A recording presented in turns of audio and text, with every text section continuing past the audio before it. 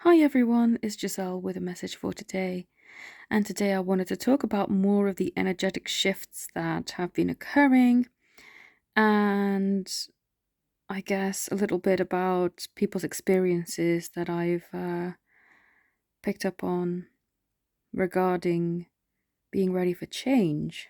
Because I know, especially on this journey on the twin flame path, it seems so frustrating that change seemingly isn't happening, not in the way that we would expect, not in a way that is tangible to us. But recently, quite a few of my clients and even myself have experienced things that would drastically change our lives. And despite us saying, yep, we're ready, we want change, we want things to shift and move, it's not always guaranteed to be the change that you're wanting. So change comes in different forms, and when it is here, it brings on a ton of anxiety. And what I'm trying to share with this message is that it's good to ask yourself, am I really ready? If change and opportunity comes knocking at the door, are you ready to go? Or would you rather stay in your comfort zone? Because things on this journey don't really look like they're changing all that much, we can tend to have the unfortunate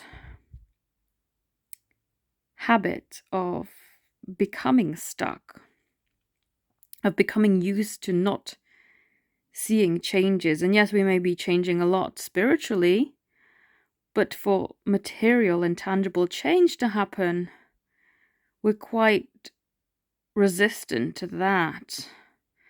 And it may cause a lot of trouble and panic when it's finally there. You know, if you're not prepared for change, you might feel like a fish out of water and genuinely freak out. So, something I've been reading today as well had the phrase in it, God helps those who help themselves. And initially you're like, oh, that's not very helpful, is it? You mean I have to do even more and, you know, help myself when I don't really understand what's going on or where exactly I'm headed. But it's made me think to put steps towards being able to accept change. Because if the universe is trying to help you to be in the situation that you want to be in, you have to facilitate that in a way. It's like when you are doing a job 9 to 5 and you have set wages for set amount of hours. Are you then going to be able to manifest a humongous boost in income overnight? Well, maybe. I mean, miracles do happen, but the odds seem against you. So you have to facilitate ways of allowing change in. Maybe do something on the side that facilitates more money coming in, you know? And preparing internally is very important. Because I know with me, when the change was almost thrust upon me, I was just like, no, this is not how it goes. This is not what I wanted. This is not what I planned. You have to be willing to be flexible and expect change.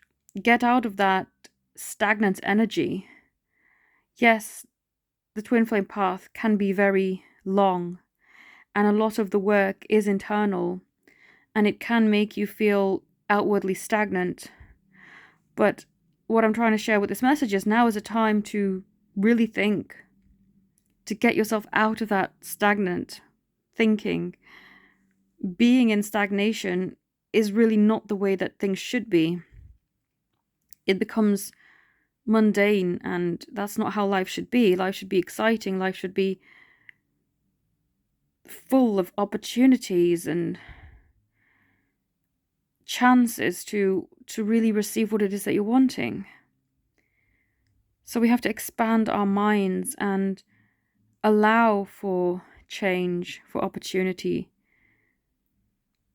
It's all good and well saying I'm ready, but when it all shows up at your door and you answer and you get really panicked by needing to make all these adjustments, that's not being ready. So we have to prepare ourselves internally as well as looking at our external world. What can we do today that will facilitate change, that will allow things to happen for us? I know it sounds quite a strange saying, but we have to allow ourselves to be helped by helping ourselves, by not only saying we're ready, but putting that into practice. Imagining, what if the change I want is there tomorrow? Am I going to freak out and go, oh, actually, I haven't budgeted for that. I haven't accounted for that. I don't actually have the time for that.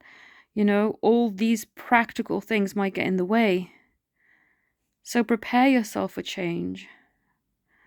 Prepare yourself so when the change does come, you're not stuck and freaking out and panicking, scrambling to stay the same, because that's what can happen. That's what I've seen.